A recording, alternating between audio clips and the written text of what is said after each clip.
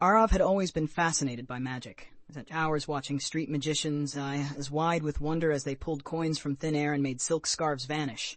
He would beg his grandfather for stories of ancient magicians and their secret spells, believing that somewhere in the world, real magic existed. But as he grew older, life took over. School, then work, then responsibilities. Magic became nothing more than tricks, illusions designed to fool the eye. He convinced himself it was all fake, just clever distractions. The wonder faded, replaced by the dull hum of routine.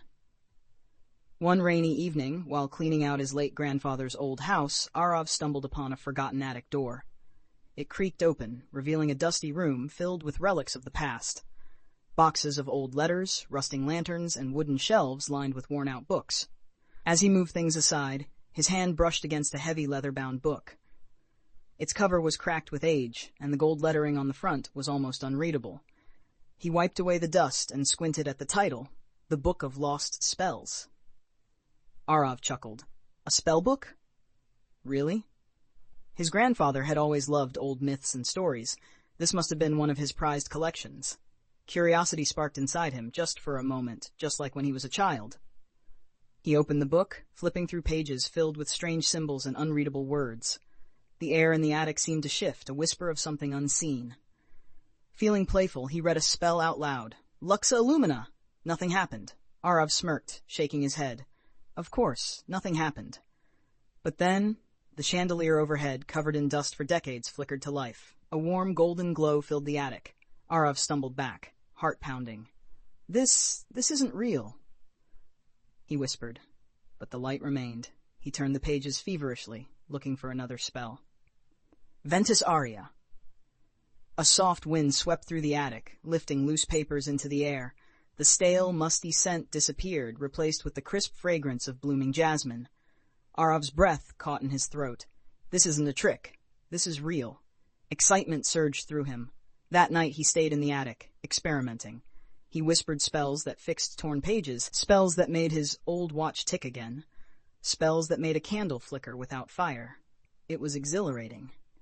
Magic was real, and he had found it.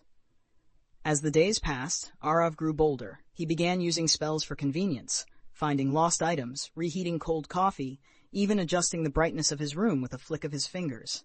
What had once been a discovery turned into a tool for comfort. Then one evening, as he flipped through the book, he noticed something strange. The pages, once shimmering with a faint glow, now looked dull. The symbols were harder to read. He tried a simple spell, Ignis Lumen. Nothing happened.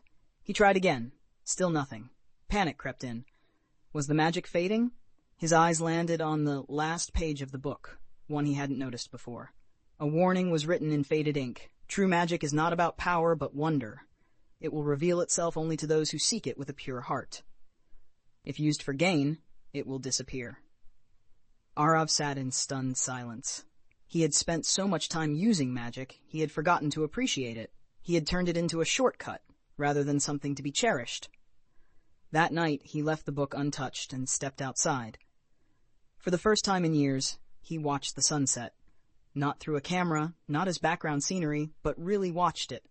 The sky melted into hues of gold and violet. The wind carried the scent of fresh earth, and the world, for just a moment, felt alive.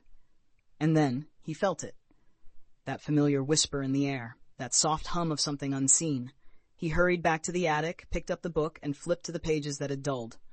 They were glowing again. Arav smiled. From that day on, he used no spells. He didn't need them. He had learned the greatest magic of all, to see the world with wonder again. Moral: magic is not in spells or tricks, but in the way we see the world.